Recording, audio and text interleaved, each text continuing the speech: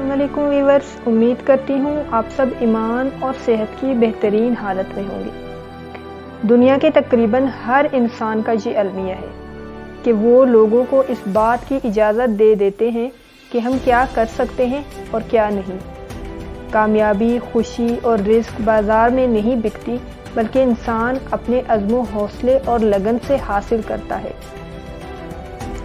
کہتے ہیں کہ اس حوصلے کو ہمارے ارد گرد کے لوگ بلند بھی کر سکتے ہیں اور پست بھی کر سکتے ہیں۔ اس لیے سلیکشن آف سوسائٹی بہت امپورٹنٹ ہے، اور اگر ایسا نہ ہو تو listen to your heart and trust on اللہ۔ کہتے ہیں کہ ایک استاد تھا اور وہ اپنے شاگرد کے ساتھ سفر پر تھا، تو راستے میں ایک گاؤں میں انہیں رات ہو گئی۔ تو اس کے شاگرد نے کہا کہ یہ مناسب ہوگا کہ ہم رات یہاں کسی کے گھر رک جائیں اور پھر صبح اپنا سفر پھر سے شروع کریں۔ چنانچہ انہوں نے گاؤں میں ایک گھر منتخب کیا اور اس کا دروازہ کھٹکھٹایا، تو اندر سے ایک نوجوان باہر آیا۔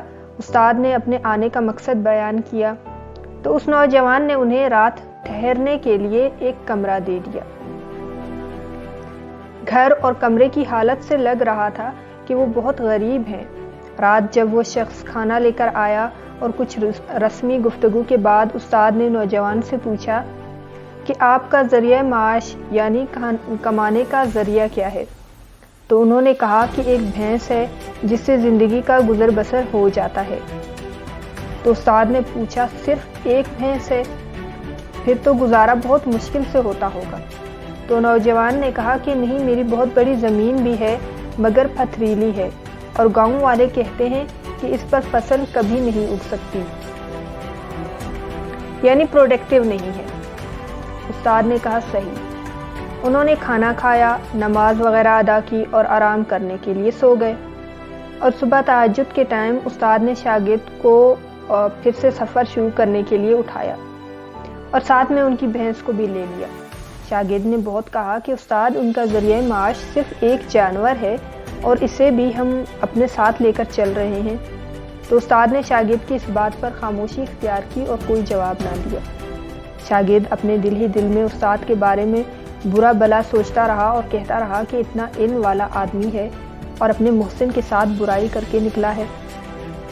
شاگرد دل میں بہت اداس اور ناخوش تھا، مگر وہ استاد کو کچھ کہہ بھی نہیں سکتا تھا۔ اور پھر وقت گزرتا گیا اور شاگرد بڑا ہو گیا۔ اس نے بہت زیادہ تعلیم حاصل کر لی تھی اور اس کا استاد بھی وفات پا چکا تھا۔ پھر ایک دن شاگرد کو اپنے استاد کی یہ ناانصافی یاد آئی اور اس نے سوچا کہ کیوں نہ اس آدمی کی خبر لی جائے۔ وہ اس کے گاؤں گیا تو کیا دیکھتا ہے کہ اس کچے گھر کی جگہ ایک عالیشان بنگلہ بنا ہوا ہے۔ اس نے اس گھر کے دروازے پر دستک دی تو دیکھا کہ وہی شخص باہر نکلا۔ تو شاگرد نے سلام و دعا کے بعد پوچھا کہ کیا آپ نے مجھے پہچانا؟ میں وہی مسافر ہوں جو ایک بار رات کو آپ کے ہاں ٹھہرا تھا۔ تو اس آدمی نے کہا کہ ہاں، میں نے آپ کو پہچان لیا۔ پھر حال و احوال کے بعد اس آدمی نے کہا کہ اس رات آپ لوگوں کے جانے کے بعد میری بھینس چوری ہو گئی تھی۔ میں بہت پریشان ہوا اور میرے پاس کچھ بھی نہیں تھا سوائے بنجر زمین کے۔ پھر میں نے اس زمین پر سخت محنت کی اور اس زمین پر فصل اگائی۔ اگر اس رات میری بھینس چوری نہ ہوتی تو میرے پاس یہ سب نہ ہوتا۔ تب شاگرد کو اپنے استاد کی عقل مندی سمجھ میں آئی۔ شاگرد سمجھ گیا تھا کہ کسان لوگوں کی باتوں پر دھیان دیتا تھا، جس کی وجہ سے اس کی اتنی بڑی زمین بنجر پڑی ہوئی ہے۔ جب کسان کے پاس کوئی راستہ نہ بچا تو اس نے زمین پر محنت کی اور زمین نے سونا اگلا۔ تو ویورز، منزل پر پہنچنے کے لیے بھاگنا ضروری نہیں ہوتا، بلکہ چلتے رہنا ضروری ہے، کیونکہ کبھی کبھی بھاگنے سے انسان منہ کے بل گر جاتا ہے اور راستے کی دھول سب کچھ دھندلا سا کر دیتی ہے اور انسان منزل پر نہیں پہنچ پاتا۔ مگر چلتے رہنے کی وجہ سے انسان ذرا دیر سے ہی صحیح مگر منزل پر پہنچ جاتا ہے۔ تو کامیاب ہونے کے لیے وقت کی قید کی ضرورت نہیں ہے، بلکہ چلتے رہنا ضروری ہے۔ اور اس سفر میں سبھی لوگ آپ کو برے نہیں ملتے، یا سبھی لوگ اس کوشش میں نہیں لگے رہتے کہ آپ کو ناکام کیا جائے، بلکہ کچھ مخلص اور سمجھدار دوست بھی ملتے ہیں جو آپ کے زندگی کے اس سفر کو آسان بناتے ہیں، آپ کی مدد کرتے ہیں۔ اس لیے زندگی میں ایک ایسا دوست لازمی شامل رکھو جو آئینہ اور سایہ بن کر ساتھ رہے، کیونکہ آئینہ جھوٹ نہیں بولتا اور سایہ ساتھ نہیں چھوڑتا۔ کہتے ہیں کہ ہو سکتا ہے کہ سچ بولنے سے آپ کے زیادہ دوست نہ بنے، لیکن جو بنیں گے وہ سچے دوست ہوں گے۔ کہسان نے بھی سچ بولا تھا اور استاد کی آنکھوں اور دماغ نے وہ سب کچھ دیکھ لیا تھا جو کہسان خود نہیں دیکھ پا رہا تھا۔ پھر استاد نے اپنی سمجھ اور عقل کی بنیاد پر کہسان کو کامیابی کے اس راستے پر ڈال دیا جو اسے دکھائی نہیں دے رہا تھا۔